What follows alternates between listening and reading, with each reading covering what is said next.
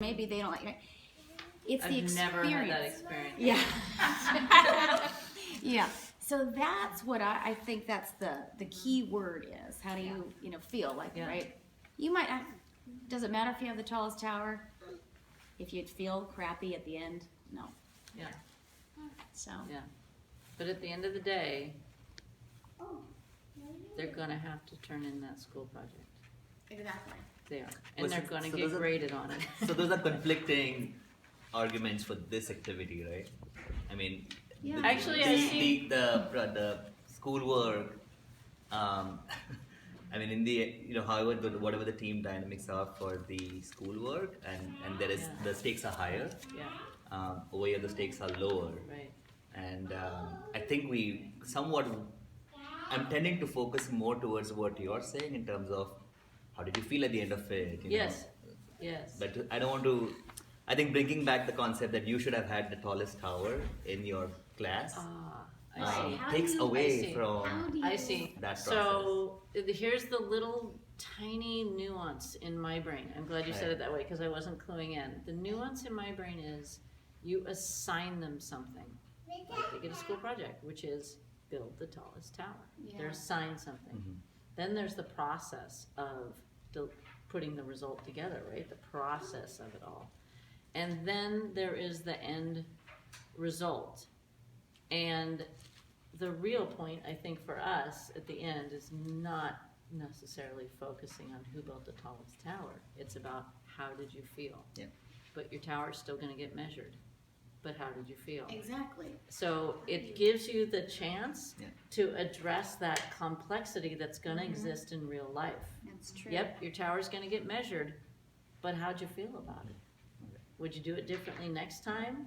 Would you change your role? Would you become the bossy boss and just to get the tallest tower, or would you stay with what you did?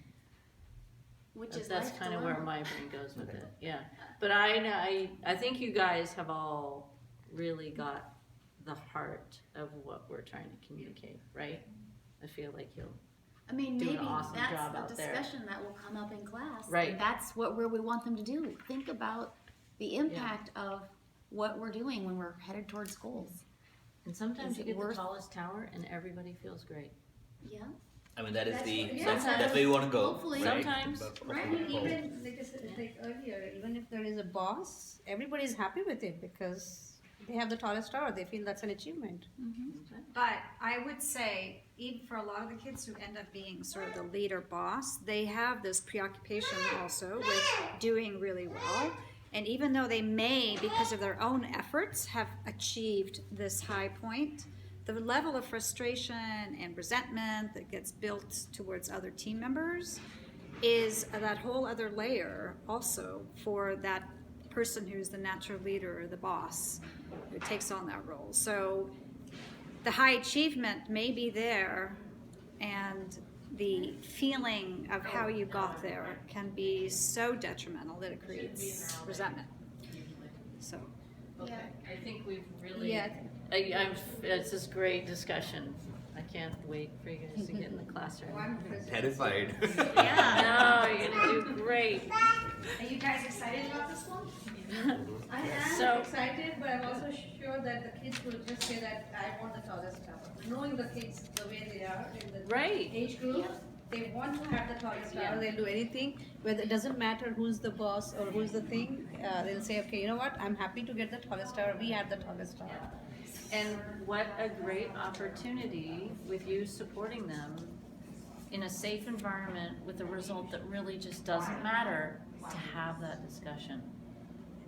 So it's harder to maybe have about the project that's getting graded, but it's a shoe tower. So let's talk about it. Why is there this drive? Yeah. So it's going to be interesting, I'm sure. Yeah. Fun. Okay, then closing.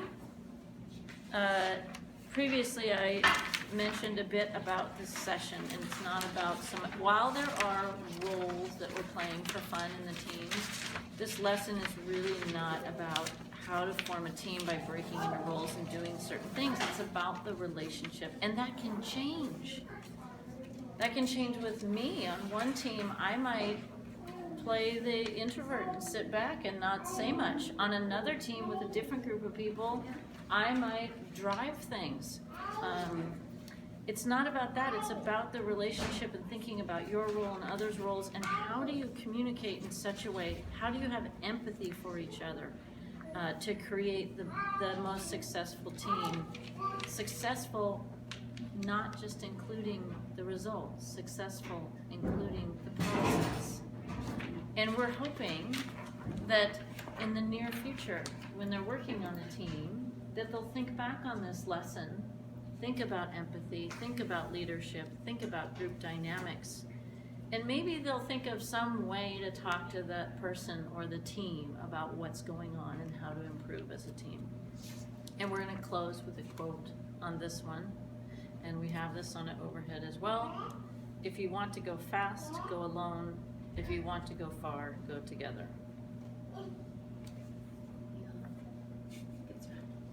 It's good. I was just gonna say, I think that key phrase you just said, success includes the result and the process. I mean, thinking about things that have happened in life, right? We're all on teams. You know, here, we're a team. So next year, right, it's almost like taking it up a level. Yeah, we might have built the biggest shoe tower, but next year, if nobody wants to join my team, I've ultimately not been successful because whatever happened. So I think that's where the magic actually really lives, right there at the end of that on page 7. If you, I would write down a little complexity bullet, not for you to change the lesson, but for everybody, maybe extra, to really put that in about the complexity of what success means. We have the results and the process. That's the conversation right there. So I have another question, going back to the team dynamics that we were talking about. Even in a collaborative team, isn't there a role for each person? It's not free for all, right? Even when you're working as a team. In any team, right? Say that again? It's, In any team, Yeah. there is no free for all, right? If there is a role assigned to each person in a team. not usually.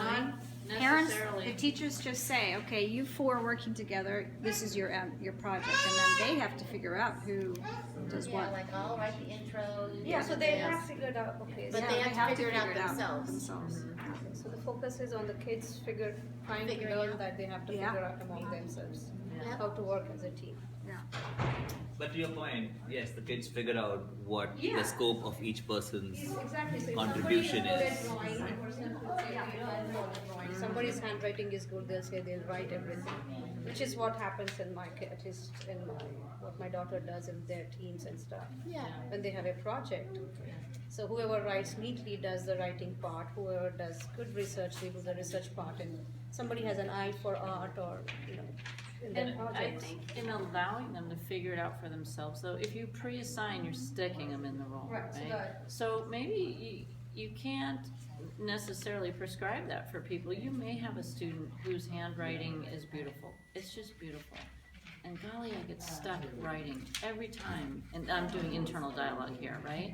And I really just don't want to write anymore. I want to try drawing the pictures, but they never let me draw the pictures because my hand, right? So that's not designing the roles for them up front allows them that internal dialogue and exploration of what do I want to do, what do I want to be, how do I want to contribute, and it could change from group to group to year to year. And it said, that is one of the team highlights, is shared roles, where you do pass on, so that if you, like you say, if you get stuck always, you're never able to grow and learn, do something else. So a real leader, mark of a real leader, is someone who encourages shared roles. Okay, thank you guys.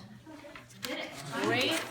Hey, I want to thank you for the really heartening and inspirational conversation that went on here today. I really appreciate you guys looking at the stuff that, you know, we just created off in our own little world and adding all of your thoughts to it, because I feel like I'll do a much better job in the classroom having had this discussion with you guys ahead of time. So thank you very much. Thanks for doing all this hard work. Happy holidays. Yeah.